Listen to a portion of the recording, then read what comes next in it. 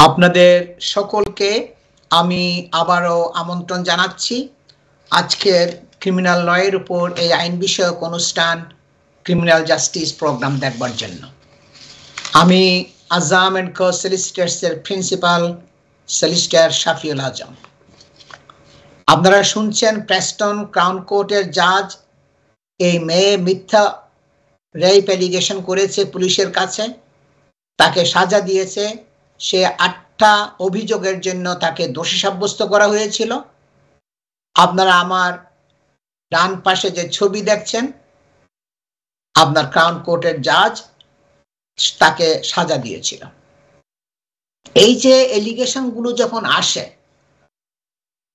অনেকে আমার কাছে ফোন করে বিভিন্ন প্রশ্ন করে এবং মানে প্রায় সময় কখন আমাদেরকে আসতে হবে, কখন অ্যাডভাইস সিক করতে হবে। আমি তো ট্রাভেলের মধ্যে আছি, পুলিশ আমাকে মনে হয় খুঁজতেছে, আমার পুরানা অ্যাড্রেসে গেছে, আমার অফিসেও গেছে। এখন আমি তো একটা প্রবলেমের মধ্যে আছি, আপনার কাছে শফিউল আজম সাহেব কখন আসতে হবে? আমার তো এখন অ্যাডভাইস সিক করতে হবে, আমার বিরুদ্ধে মনে হয় একজনের রেপ অ্যালিগেশন করেছে।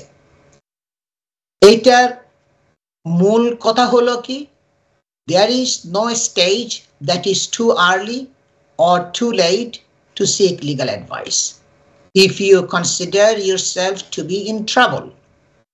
এইখানে আপনি যদি মনে করেন আপনি একটা ট্রাবলের মধ্যে আছেন, একটা ঝামেলার মধ্যে আছেন, পুলিশ আপনাকে খুঁজতেছে, অ্যারেস্ট করবে, আপনার পুলিশ স্টেশনে যেতে হবে, সেখানে আপনাকে প্রশ্নাদির উত্তর দিতে হবে, ইন্টারোগেশন ফেস করতে হবে, সেখানে খুব দেরি হয়ে গেছে অথবা খুব আর্লি হয়ে গেছে অ্যাডভাইস নিতে, এমন কোনো কথা না।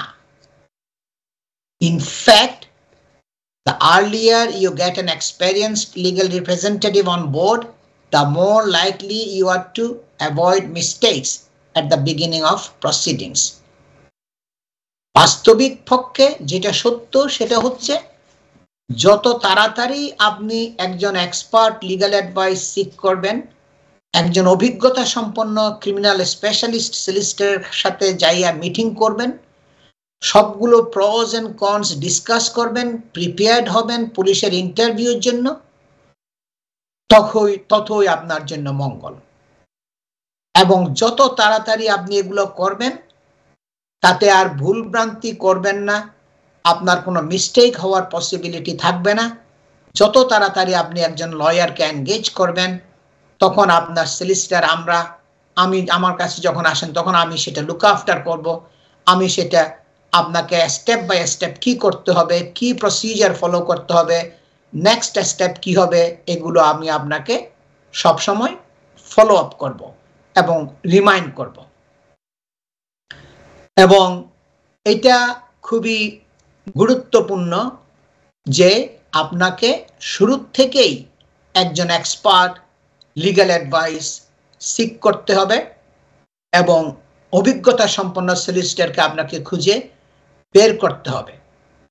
কারণ খুব শিগগির কিছু সময়ের পরেই আপনি দেখবেন আপনার একটা কেস, আপনার বিরুদ্ধে অভিযোগ আসছে, চার্জ রেকর্ড আপনাকে দিয়েছে পুলিশ, হয়তো আপনাকে পুলিশ স্টেশনে নিয়ে যাওয়ার পরে চার্জ করেছে, অথবা পুলিশ আপনাকে পোস্টে একটা চার্জ রেকর্ড পাঠাইছে, সেটা বিভিন্ন অপরাধের জন্য, যেটার জন্য ইন্টারভিউ করেছে আপনাকে, সেগুলোর জন্য আপনি হয়তো তখন ওইটা পাবেন। এই জন্য এগুলো একদম শুরু থেকেই ক্রিমিনাল কেসের মধ্যে ইমিগ্রেশন, প্রপার্টি, হাউজিং, ডিভোর্স ল, এগুলো এক একটা সময় এক এক সময় করা যায়, সিভিল ল গুলার বিভিন্ন আপনার স্টেজ বাই স্টেজ। কিন্তু ক্রিমিনাল ল এর মধ্যে আপনার অনেক তথ্য প্রমাণ আদির দরকার হয়, অনেক ওই আপনার এভিডেন্সের দরকার হয়, সংগ্রহ করার দরকার হয়, যার জন্য যদি সময় দেরি করেন এই আপনার ডিফেন্সটা আপনার লুজ করার পসিবিলিটি থাকে এবং আপনি তখন অনেক বেশি হারাবেন, কারণ ক্রিমিনাল কেসের মধ্যে কনভিক্টেড হলে আপনাকে প্রিজনে যেতে হবে। এই জন্য দেরি করা যাবে না। এটা হলো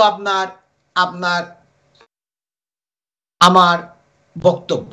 আর এই কেসের মধ্যে আমরা আজকে যেটা বলছি, সেখানে বলছে কি যে I have had countless death threats made over social media from people all over the world because of what they thought I was involved in. একজন ভিকটিম, সে বলছে কি এই মেয়ে যে রেপ অ্যালিগেশন করেছে, সেক্সুয়াল অ্যাসল্টের, সেক্সুয়াল অ্যাবিউজের অ্যালিগেশন করেছে, সে বলছে কি আমি অনেক ডেথ থ্রেট আমি পেয়েছি, ওয়ার্ল্ডের বিভিন্ন জায়গা থেকে আমার কাছে আসছে, কারণ সে এই মিথ্যা অপবাদগুলো আমার বিরুদ্ধে করেছে এবং অনেকে আমাকে এই থ্রেট করেছে কিল করার জন্য। এগুলো আমি অসহনীয় ছিল, খুবই ডিস্ট্রেসফুল ছিল, খুবই কষ্টকর ছিল। এই ব্যক্তি এই কথাটা বলছে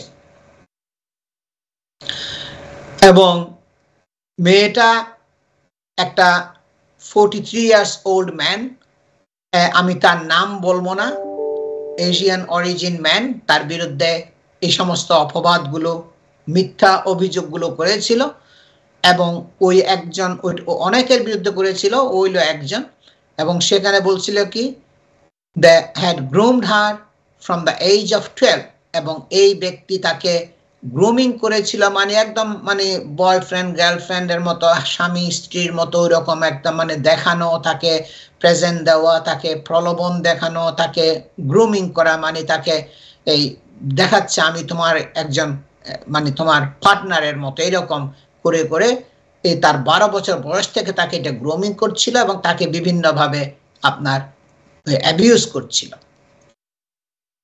Put her to work in brothels in Amsterdam, তাকে আমস্টারডামে, হল্যান্ডের আমস্টারডামে তাকে একটা পতিতালয়ের মধ্যে নিয়ে গেছিল, সেখানে বলছে তুমি এখানে কাজ করো, এবং sold her at an auction there, এখানে একটা অকশনের মধ্যে তাকে বিক্রি করেছিল।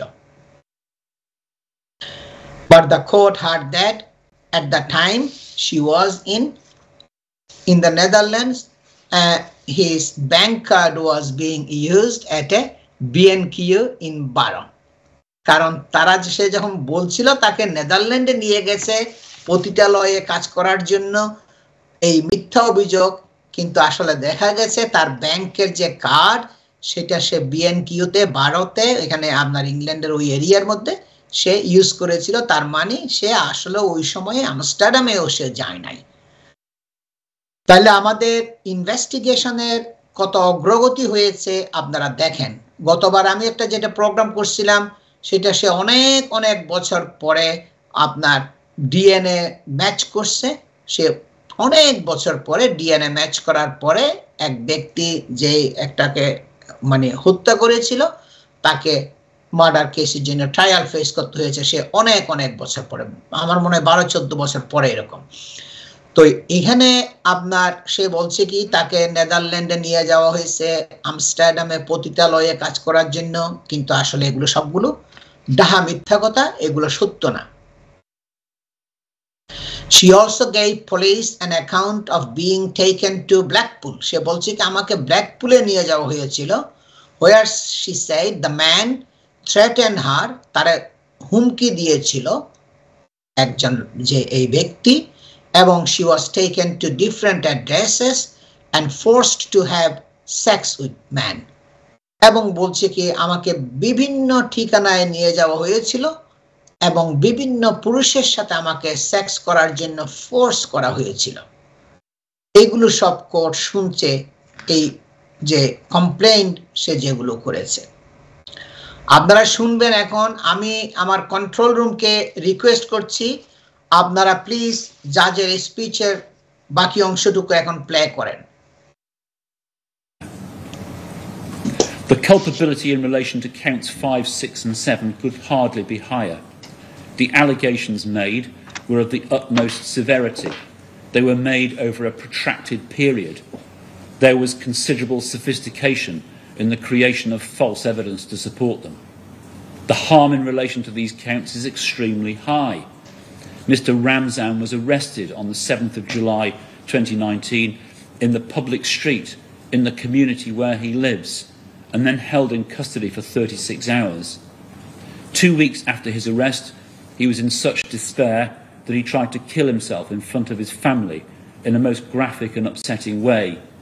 He sustained injury in that attempt, which has left scars. Though he was informed the next month that there will be no further action by the police, that was, as he puts it in his statement, only the start of the worst period of his life. He then describes being targeted by sections of the Barrow community. He's been unable to sleep and to this day fears for his safety. The windows of his vehicles have been smashed and their tyres damaged. He and his family have had to endure abuse. The windows of his rental property have been put in and then, once repaired, immediately put in again. He's received countless death threats over social media. He's felt anxious going out for the last 3 years. His family, including his children, have been affected. For a period, they had to move out of the family home. He describes the trauma of being cross-examined in court during the trial. His businesses were ruined. He describes going from a successful businessman to someone who has virtually nothing. Also in consideration of harm is the young man who happened to meet the defendant in Preston on the 18th of July 2019 on the way back from Leeds. When he was told that he'd been accused of raping the defendant, he suffered serious consequences. He tells me in his statement that he was studying for professional exams and doing well at work. As a result of this allegation, he was unable to continue his studies and hasn't worked since. He tells me he suffered a serious crisis in his mental health. He attempted to kill himself. Though the tone of his statement suggests that this false allegation was not the only cause of these problems, it is his belief that they significantly contributed to them. He remained anxious about going out and meeting people. He doesn't trust people. He found the trial itself very stressful. Since then, he has started to feel better. I turn to the statements of those who were wrongly identified as being the victims of exploitation. Their names may not be reported. They all refer to the surprise of being approached by the police about matters of which they knew nothing. One then refers to particular problems she had, as she was pregnant at the time she was spoken to, and particular problems which followed. Another speaks of her feelings at having been, as she puts it, exploited by this defendant. Another speaks of the disruption of being required to give evidence at court at a particularly inconvenient time in her life. I now turn to the question of community impact. Under Section 63 of the Sentencing Act 2020, I must consider the harm which the defendant intended and that which might foreseeably have been caused. I've seen statements in relation to this topic and viewed a compilation of footage taken at the time. According to the statement of Superintendent Pearman, the period following the Facebook post on the 20th of May 2020 was turbulent in Barrow. He says that Barrow had not seen such a public display of anger for 30 years. There were public demonstrations targeting the local paper, the local Asian community, and the police. This was in the height of the first lockdown, and Superintendent Pearman tells me in his statement that there was a sense of heightened tension for about 4 months. The comments attracted by the defendant's post named local businesses who feared they'd be subject to attack. One restaurant had its windows smashed. Police resources were diverted to dealing with the threat. Death threats were made against local restaurant owners. Marches were organised to protest about a suspected police cover-up. The fire service installed smoke alarms at vulnerable premises. Local journalists were the subject of credible threats. One left her home and moved out of the area. Racist anti-police graffiti was sprayed on a wall in Barrow. Threats were made on social media against the police.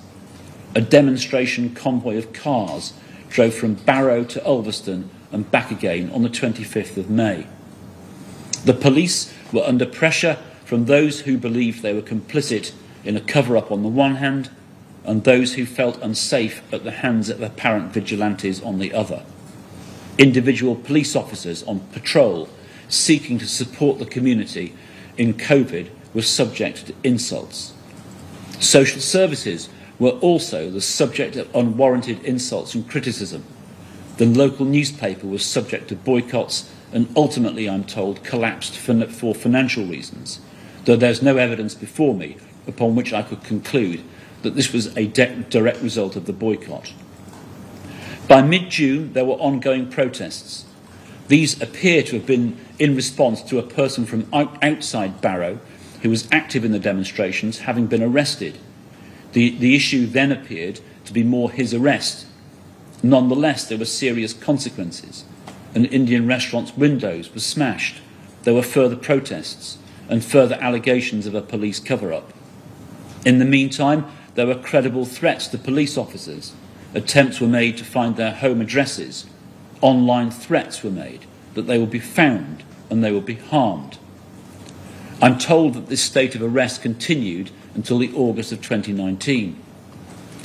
Local people felt motivated to donate their money to a fund which was set up to support this defendant. This fund quickly reached £22,000. What effect, if any, should this have on the sentence of the defendant? During the course of this trial, I've heard many days of evidence from this defendant and have read hundreds of her social media communications. It is not the Crown's case that when she blamed Asian and Pakistani men for her abuse, she was racially motivated. I agree with that position and will sentence on the basis that she was not so motivated. I note that in this case, she has made false allegations about white men also. I'm sure she chose to lie about Asian men because she was modelling her lies on other cases of national prominence. She regarded the prospects of being believed as greater if she based them on true cases already within the public consciousness. She was not principally motivated by a desire to stir up public unrest. However, I cannot conclude that she chose to make her Facebook post of the 20th of May 2020 for any other reason than that she intended to create an impact within the town. I accept that there was no direct incitement to do anything, but it was entirely foreseeable that there will be considerable community impact upon those of Asian or Pakistani.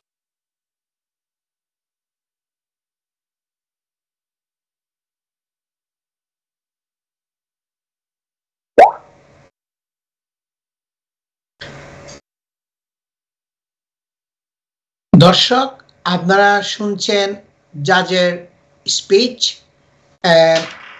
খুব একটার পর এক সবগুলো বলে যাচ্ছে যে বিভিন্ন ঘটনাগুলো খুবই লোমহর্ষকর, কত মিথ্যে সে যে বলছে পুলিশের কাছে এই অ্যাকুজেশনগুলো করছে, এগুলো প্রত্যেকটা মিথ্যা প্রমাণিত হয়েছে। আপনার সেখানে কামব্রিয়ার পুলিশ আপনার বলছিল কি, allegations led to public displays of mass anger এত ইন 12 ওই এরিয়ার মধ্যে আপনার একটা অনেকগুলা মানুষের ক্ষুব্ধ ছিল, mass anger ছিল, with protests held outside the police station and on a retail park।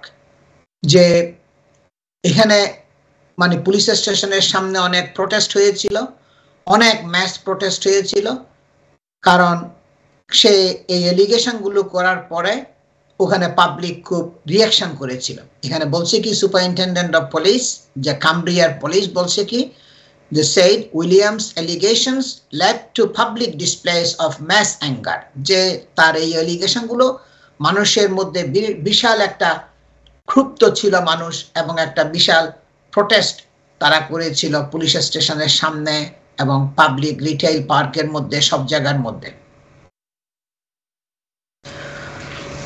On a letter read to the court, she said she had not instigated anything which happened in the community and did not want Robinson to come to the town. সে বলছে কি, আমি কোনো investigate করি নাই পাবলিককে, এমন কোনো কিছু করি নাই, আমার ইচ্ছা ছিল ইনভেস্টিগেট করার জন্য, পাবলিকরে ইনভেস্টিগেট করার জন্য উত্তেজনা সৃষ্টি করা আমার কোনো ইচ্ছা ছিল না, এবং রবিনসন একজন ব্যক্তি ওখানে গিয়েছিল এগুলোর জন্য।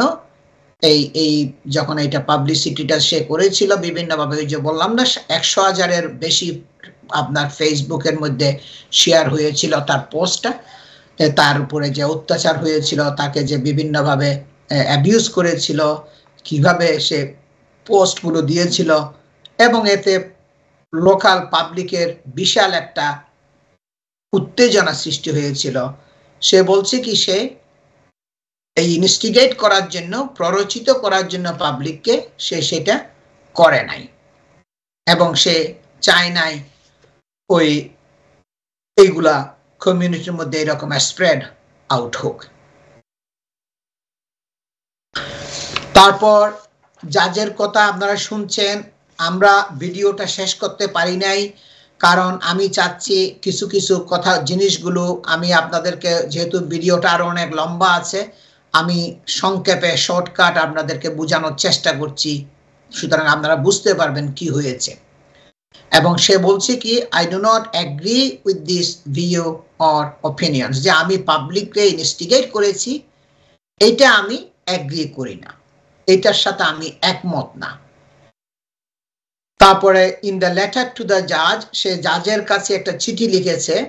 সে বলছে কি I am not saying I am guilty, সে বলছে আমি বলছি না যে আমি দোষী, but I know I have done wrong on some of this and I am sorry. সে বলছে আমি বলছি না যে আমি দোষী, সে দোষ স্বীকার করে না, অনুশোচনা দেখাচ্ছে না এখনো, কিন্তু I know I have done wrong, আমি জানি আমি কিছু কিছু আমি ভুল করেছি, আমি রং করেছি অন সাম অফ দিস, কিছু কিছু ক্ষেত্রে, এবং আমি এটার জন্য দুঃখিত যে ভুলগুলো করেছি সেটার জন্য। তারপরে সে বলছে কি I M devastated at the trouble that has been caused in Bara, যে আমি খুবই বিধ্বস্ত যে বারার মধ্যে যে একটা এই পরিস্থিতি যে সৃষ্টি হয়েছে, এইটা প্রেস্টনের মধ্যে, বারা ওইকে ইংল্যান্ডের, এবং if I knew what consequences would have come from that status I never would have posted it, এবং সে বলছে কি আমি যদি জানতাম যে এইটার এত বড় একটা প্রতিক্রিয়া হবে ফেসবুকের মধ্যে, এই পোস্টটা দিলে এত বড় একটা প্রতিক্রিয়া, এত বড় একটা অশান্তিকর সৃষ্টি হবে, এটা যদি আমি জানতাম তাহলে আমি ওই পোস্টটা দিতাম না। তারপর আপনার তারে যে রিপ্রেজেন্ট করেছিল কিংস কাউন্সিল, আগে আমরা কিউসি বলতাম, সে বলছে কি her client maintained the allegations were true, সে বলছে her client maintained the allegations were true, সে বলছে কি ওই এলিগেশন যেগুলো করেছিল তার লয়ার বলছে কি এগুলো সত্য, এই কথাগুলো আপনার বলছিল। she added other than her personal vulnerabilities and her age there doesn't appear to be any motivation at all, যে তার দুর্বলতা, ব্যক্তিগত দুর্বলতা ছাড়া এখানে আর কোনো মোটিভেশন তার ছিল না, এই কথাগুলো বলছে। দর্শক আমি সংক্ষেপে কিছুটা বোঝানোর চেষ্টা করেছি, কারণ বাকিটা এখনো সময়ের অভাবে দেখানো সম্ভব হচ্ছে না। আজকের প্রোগ্রামটা আপনারা কাল সকাল 9:30 থেকে 11টা পর্যন্ত আবার রিপিট দেখবেন।